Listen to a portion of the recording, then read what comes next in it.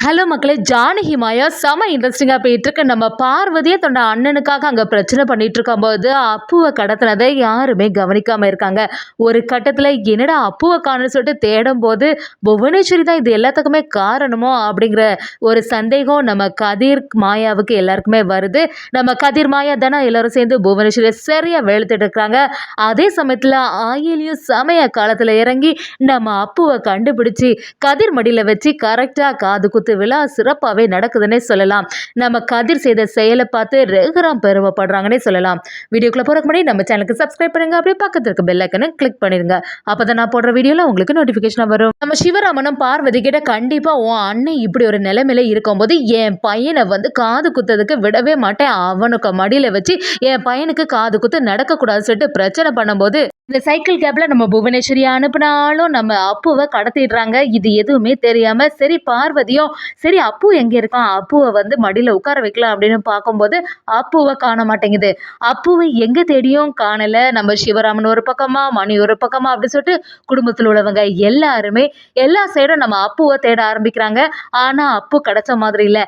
நம்ம புவனேஸ்வரியும் அந்த ஆளுக்கிட்ட என்னாச்சு, அந்த பையனை நீங்க கடத்திட்டீங்களா அப்படி சொல்லும்போது அவனும் காரியம் எல்லாம் கச்சிதமா முடிஞ்சது, அந்த பையன் எங்க கண்ட்ரோல்ல தான் இருக்கான், இனி அவனை விட போறதா இல்லை அப்படி சொல்லும்போது புவனேஸ்வரியும் நான் சொன்ன மாதிரி அந்த ரகுராம் கிட்ட பேசி நீங்க மிரட்ட ஆரம்பிங்க அப்படி சொல்றாங்க.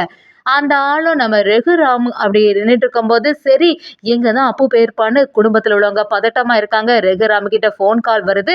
அந்த ஆளும் நம்ம ரகுராம் கிட்ட என்ன உங்களோட வீட்டு பையனை காணலன்னு சொல்லிட்டு தேடிட்டு இருக்கீங்களா, அந்த பையன் என்கிட்ட தான் இருக்கான், கண்டிப்பா நான் சொல்ற மாதிரி நீங்க கேட்டாகணும் அப்படி சொல்லும்போது ரகுராமும் அந்த போனை ஸ்பீக்கர்ல போடுறாங்க. சரி நீ யாரு, எதற்காக எங்க வீட்டு பையனை நீ கடத்தி வச்சிருக்க, நான் மட்டும் இப்போ நேரடியாக வந்தேன்னா நடக்கிறதே வேறன்னு சொல்லும்போது அந்த ரவுடியும் அதான் நான் சொல்லியிருக்கேன்ல, எனக்கு ஆதரவாக நீ தீர்ப்பு வழங்கலை, அதனால தான் உன் பையனை நான் கடத்திட்டேன், உங்கள் வீட்டில் உள்ள பையன் நல்லபடியாக இருக்கணும்னு நீங்கள் நினச்சிங்கன்னா நான் சொன்ன இடத்துல 1,00,00,000 ரூபாய் கொண்டு வரணும்னு சொல்லிடுறாங்க.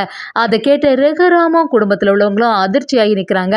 அப்படியே அந்த ஆளும் ஃபோனை கட் பண்ணவும் நம்ம பார்வதியும் என்ன இங்கே நடக்குது, உங்கள் பிரச்சனையில் என்னோட பையனோட உயிர் தான் இப்போ ஆபத்துக்கு வரப்போகுது, எத்தனை நாள் சொல்லியிருக்கேன் இனிமேல் இந்த குடும்பத்தை சேர்ந்தவங்க நமக்கு வேண்டான்னு, அப்படி இருந்தபோது நீங்க கேட்டீங்களான்னு சிவராமனை திட்ட ஆரம்பிக்கிறாங்க.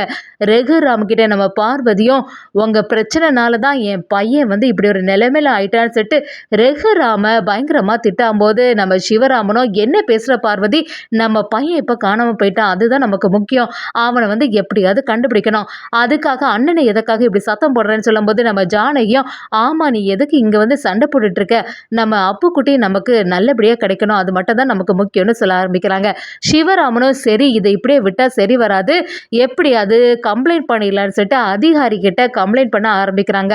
ரகுராம் ஒரு பக்கமா பதட்டமா இருக்கும்போது ஜானகியும் கடவுள்கிட்ட உனக்காக உன்னோட சன்னதியில எங்க அப்பு குட்டிக்கு மொட்டை அடிச்சு காது குத்ததுக்காண்டி தானே வந்தோம், அப்படிப்பட்ட இடத்துல நீ இப்படி பண்ணலாமா ஐயா, கண்டிப்பா எங்க வீட்டு பையனை நீ காப்பாத்தி கொடுத்தே ஆகணும், எங்க வீட்டு பையன் எப்படி இருந்தானோ அதே மாதிரி நல்லபடியா திரும்பி வரணும், அது வரைக்கும் நான் அந்த வேண்டுதலை பண்ணதான் செய்ய போறேன், அந்த டைமுக்குள்ள நீ என்னோட குடும்பத்தை சேர்ந்த அப்பு குட்டியை காப்பாத்தலைன்னா இந்த இடத்துல என்னோட உயிர் போறது நிச்சயம்னு சொல்லிட்டு ஜானகியை அப்படியே வேண்டுதல் பண்ண ஆரம்பிக்கிறாங்க.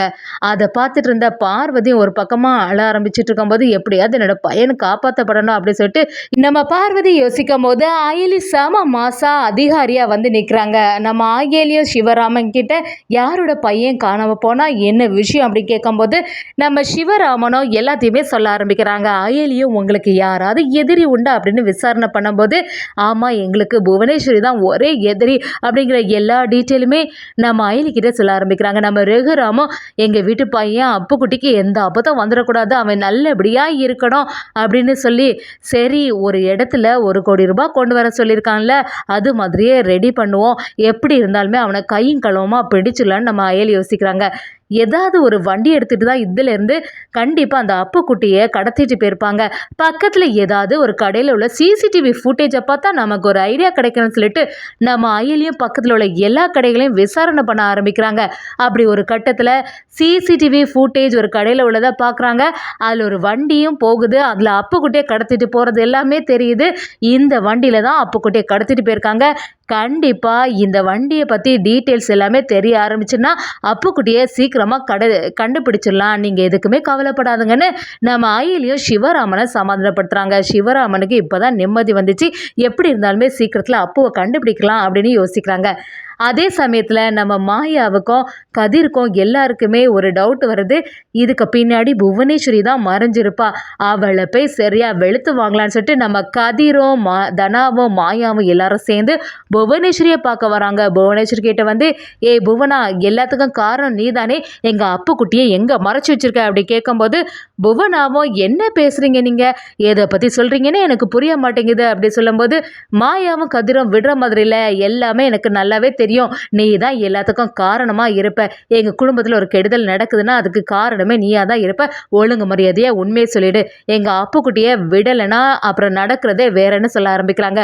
பசுபதி, எதுக்கு தேவையில்லாம இங்க வந்து பிரச்சனை பண்ணிட்டு இருக்கீங்க? நான் தான் சொல்றேன்ல, எங்களுக்கும் அதுக்கும் எந்த சம்மந்தமும் இல்லைன்னு. அப்படி இருந்தப்புறம் தேவையில்லாம பிரச்சனை பண்ணாதுங்க. நீங்க இதுக்கு மேல பிரச்சனை பண்ணீங்கன்னா அதிகாரிகள்கிட்ட கம்ப்ளைண்ட் பண்ண வேண்டியது வரும்னு சொல்லிட்டு புவனேஸ்வரி சொல்லும்போது, நம்ம மாயாவும் விடுற மாதிரி இல்ல. காதிரும் தனாவும் சேர்ந்து, "ஏய் உன்னை பத்தி எனக்கு நல்லாவே தெரியும். அப்புக்குட்டிய விடுவிச்சிடு" அப்படின்னு தனா சத்தம் போடும்போது, புவனேஸ்வரியும், "உங்க குடும்பத்துல யாருக்கு என்னது நடந்தாலுமே அதுக்கு காரணம் நான் தானா? உன்னோட அப்பா வந்து யாருக்காவது தீர்ப்பை தப்பாட்டு கொடுத்துருப்பான். அதனால தான் அவங்க கடத்திருப்பாங்க" அப்படிங்கிற ஒரு விஷயத்த புவனா சொல்றாங்க. அதை கேட்ட உடனே மாயாவும், நான் எதனால கடத்தல் பட்டிருக்குன்னு எதுவுமே சொல்லலை. அப்படி இருக்கும்போது அந்த ஆள் சொன்ன அதே டைலாக்கை தான் நீயும் விடுற. அப்ப நீ சொல்லி தான் யாரோ ஒருத்தங்க கடத்திருக்காங்க அப்படின்னு மாயா செமையா மடக்கிட்டாங்க. அதை கேட்ட புவனேஸ்வரியும், "நான் யதார்த்தமா சொன்னேன். அதெல்லாம் கேட்டுட்டு நீ என்ன எப்படி சந்தேகப்படலான்னு? எனக்கு இதுக்கும் எந்த சம்மந்தமும் இல்லைன்னு நான் சொல்றேன்ல" அப்படின்னு நம்ம புவனேஸ்வரி கேட்கும்போது, நம்ம கதிர் தானே இந்த வாட்டி விடுற மாதிரி இல்லை. எல்லாமே நீ தான் செய்திருக்கன்னு எனக்கு நல்லாவே தெரியும். ஒழுங்கு மரியாதையா அவனை வந்து ஒப்படைச்சிருன்னு சொல்லிடுறாங்க.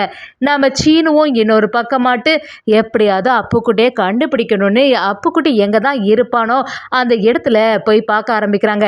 நம்ம அயிலி, சீனு எல்லாரும் சேர்ந்து ஒரு கட்டத்தில் அப்புக்குட்டி இருக்கக்கூடிய இடத்த கண்டுபிடிச்சிட்டாங்கன்னு சொல்லலாம். ஆமாம், அப்புக்குட்டியை மீட்டு கூட்டிகிட்டு வராங்க. அதே சமயத்துல பார்வதிக்கு புவனேஸ்வரி தான் இதெல்லாம் செய்யக்கூடிய வேலை எல்லாமே தெரிய வருது. ஜானகிக்கு இப்பதான் நிம்மதியாச்சு. நல்ல வேலை கடவுளே, அப்புக்குட்டிக்கு எந்த பிரச்சனையும் ஆகாம பாதுகாத்துட்டு அப்படின்னு சொல்லிட்டு நம்ம அப்புக்குட்டியை பார்த்த உடனே ஜானகி அப்படியே கட்டி அணைக்க வரும்போது, பார்வதி, எல்லாத்துக்குமே காரணமே நீங்களா தான் இருக்கீங்க. உங்கனால தானே என்னோட பையன் வந்து இப்படி கடத்தப்பட்டான் அப்படின்னு சத்தம் போடும்போது, மாயாவும் பார்வதி கிட்ட, "என்ன பேசுறீங்க சித்தி? இவ்வளவு கஷ்டப்பட்டு நாங்க எல்லாம் காப்பாத்திருக்கோம்.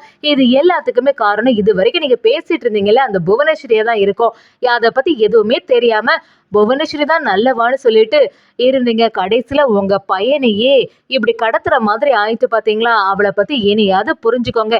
இனியாவது அவகிட்ட சகவாசம் வச்சுக்காதுங்கன்னு சொல்லிட்டு நம்ம பார்வதியை சரியா வெளுத்துட்டு இருக்கிறாங்க. அது மட்டும் இல்லாம நம்ம கதிரோட நல்ல குணம் எல்லாமே நம்ம ரகுராமுக்கு தெரிய வருதுன்னே சொல்லலாம்.